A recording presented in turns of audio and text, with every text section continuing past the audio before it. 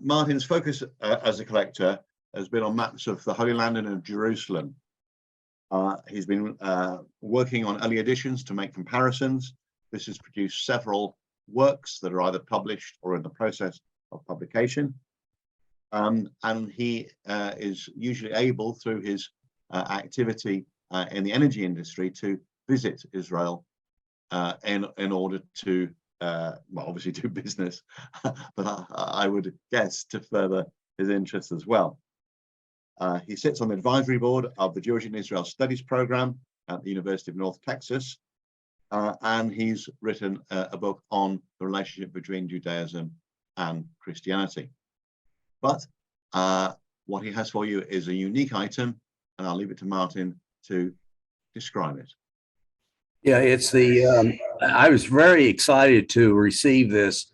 It's the last great Revenstein Bible that was produced by the heirs of Paulus von Revenstein. It was the first official printer of the Dutch State Bible.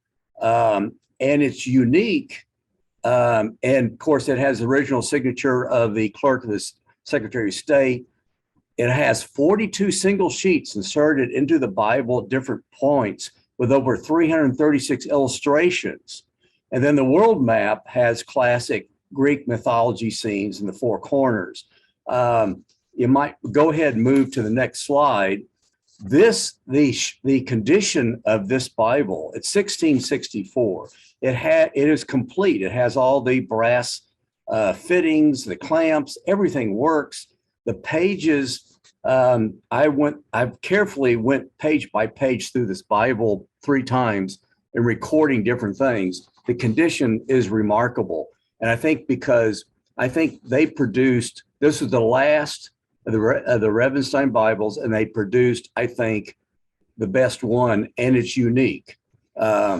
Because no other Bible that I know of, even other Bibles printed in 1664, none of them have the 42 single sheets of 336 illustrations. What they do have, if they have anything inserted, is 6 double sheets of 92 illustrations only by, and they weren't by Vischer, Klaus Vischer.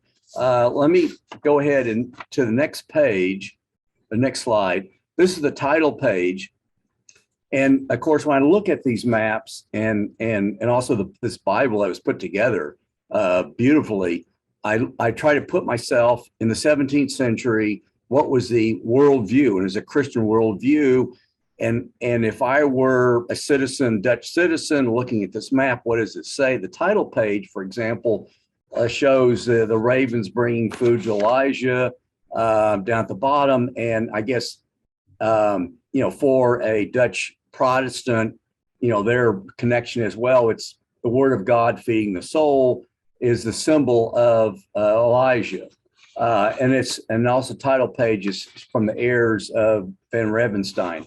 The next sheet or next slide shows the signature of the notary, saying that this was an official state Bible, comparing with the original. And so it's official put out by the heirs.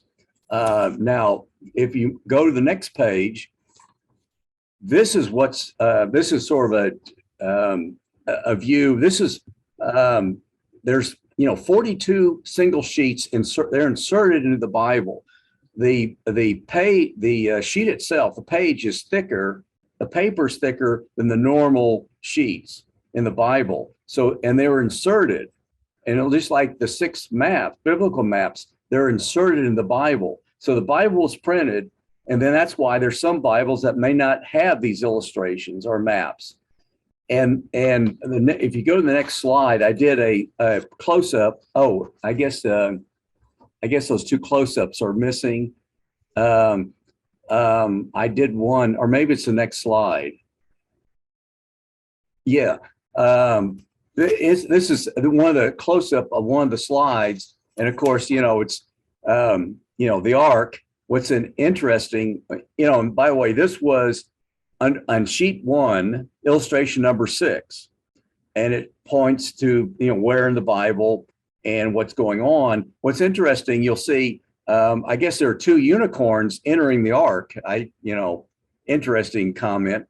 I see the two unicorns. Now, if you go to the next page or the next sheet, okay, Adam and Eve, and this is just before they're about ready to offend God's command and eat the apple. And then if you go to the next one, I thought it was sort of interesting. When I first saw that, I thought, what are these? Are these brontosaurus, dinosaur? What are these? Camels. And I guess I thought, well, if I was, growing up in Holland, I've never seen a camel before, and I have these Christians tell me what they look like. And so it's sort of interesting. It caught me by surprise, okay, what are these animals? And I look, it's camels, it's Abraham trying to find a wife for Isaac. And his servant is going to meet Rebecca in her picture and all that. Now go to the next sheet.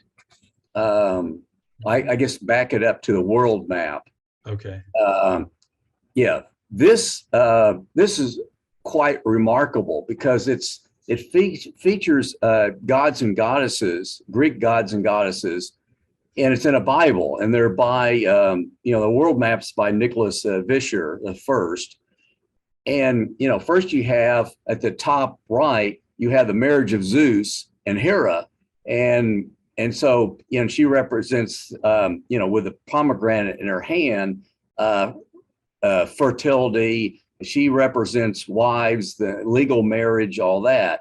Now, if you drop down to the bottom, you have Demeter, who is sort of like Mother Earth, producing, producing fruit, melons, corn, other from the land. And then up, if you go to the top left, you'll see her daughter, this Persephone, being abducted by her uncle Hades, being dragged down to the underworld with his pitchfork and everything. And then, of course, on the far, and you see Demeter, the mother, at the far end, searching for her. And of course, because of there was a compromise done, basically. So half the year, her daughter returns to her, and that's when the earth produces during the fall, spring and summer. And then she goes back to Hades in the winter. And so the earth doesn't produce. And then if you drop down below, you'll see Poseidon and, and his various creatures, and of course, the ocean, even back, 1700s, was a unknown place. And so, whatever. I think, and of course, what makes this map rare is that a lot of people objected. Here's a Bible, and you have Greek and goddesses and gods on this world map. And so they're so is removed. And what you have in most maps you see and in the Bibles are the four continents, four ladies representing the four continents. Thinking about, 2 minutes. I think what this represents in the Christian worldview is, and it's still in fundamental Protestant churches, that this represents the paganism of the world. The world is a paganist society or world, and that, for Protestants, you must not be of the world. And if you think about in the early centuries, monks and nuns would retire into mountain monasteries to escape the world. And even today in Protestant churches, there is the concept of, the world is evil, it's pagan, and you must not be of the world. And I think that's sort of what is being said here by the world map. And also California is still an island. As far as what the statement is made, even when they have the four ladies representing the continents, it's still nothing biblical, but I think it's more or less the worldview at that time of a basically pagan world. Well, thank you very much for that, Martin. Could you send it to me for, so I can have a little look at it? It's marvelous. And we're seeing many comments, of course, about California as an island. So we'll save questions for later on.